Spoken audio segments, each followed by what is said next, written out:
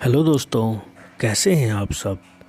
आज जो कहानी मैं आपको सुना रहा हूँ ये सलोनी के साथ हुई और एक बहुत ही भयानक और डरावना वाक़या था, जिसे वो आज भी सुनती है या देखती है या उसको याद आता है तो उसकी रूह काँप उठती है। तो सीधे कहानी की तरफ चलते हैं। तो होता ऐसा है दोस्तों, सलोनी एक मल्टीनेशनल कंपनी में काम कर रही होती है और कंपनी की तरफ से उसका तबादला गोवा के किसी शहर में कर दिया जाता है और कंपनी की तरफ से उसे एक फ़्लैट भी दे दिया जाता है और फ्लैट भी 2 बेडरूम का था। और ये सब उस सलोनी को पता लगता है तो काफ़ी खुश होती है और गोवा जाने की तैयारी शुरू कर देती है। और वहाँ पहुँचने के बाद उस फ्लैट की देखभाल के लिए किसी नौकरानी या किसी केयर टेकर की तलाश भी शुरू हो जाती है। और कुछ दिन बीत जाते हैं और लेकिन इस दौरान सलोनी को भी कुछ अजीब तरीके का आभास होने लगता है कि शायद इस फ्लैट में वो अकेली नहीं है, कोई और भी उसके साथ हैं। जो भी नौकरानी आती वो फ्लैट के बारे में सुनती और सलोनी से बात करके तुरंत ही वहाँ से भाग जाती और कोई भी उसको ये नहीं बताता कि आखिर वो यहाँ पे काम क्यों नहीं करना चाहता।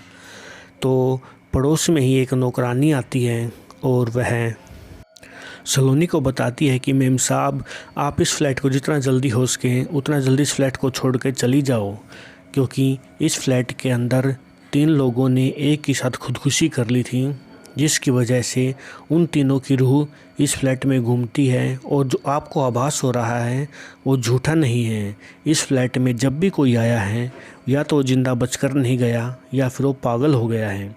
तो मैं आपसे कहूँगी, आप जितना जल्दी हो सके इस फ्लैट को छोड़कर चली जाइए। तब सलोनी मल्टीनेशनल कंपनी में काम करती थी, वो इन सब बातों को थोड़ा सा इग्नोर कर देती है और इन पर विश्वास नहीं करती। तो एक रात उस सलोनी के साथ क्या होता है दोस्तों, उसके शरीर के ऊपर ऐसा लगता है किसी ने बहुत ही भारी पत्थर डाल दिया हो।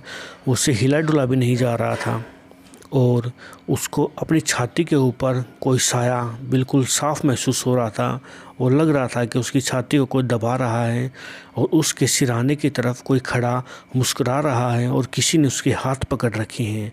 ये वाक़या देखकर और सुनकर जब भी ऐसा उसका हुआ, उसने अगले दिन ही फ्लैट छोड़ने की तैयारी कर ली। लेकिन इतनी जल्दी कैसे फ्लैट छोड़ा जा सकता है दोस्तों। उसको भी एक रात फिर भी लग गई और उस रात तो जो भयानक हादसा उसके साथ हुआ, उसके बाद तो सलोनी ने वहाँ से भागना ही मुताबिक समझा। जैसे जैसे रात होती गई सलोनी के साथ ऐसा वाक़या हुआ, एक बार तो किसी ने उसको उठा के हवा में फेंक दिया और उसकी कमर में काफ़ी गहरी चोट आई।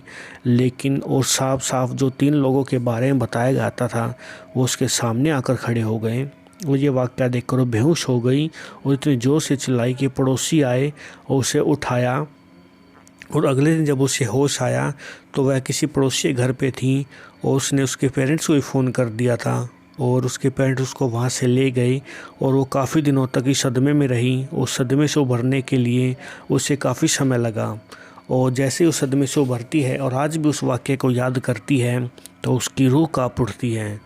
तो दोस्तों, अगर आपको कहानी अच्छी लगी है तो चैनल को सब्सक्राइब ज़रूर करें और वीडियो को पूरा वॉच करें और एक लाइक ज़रूर बनता है दोस्तों। देखते हैं कौन कौन इस वीडियो को लाइक करता है। Thank you.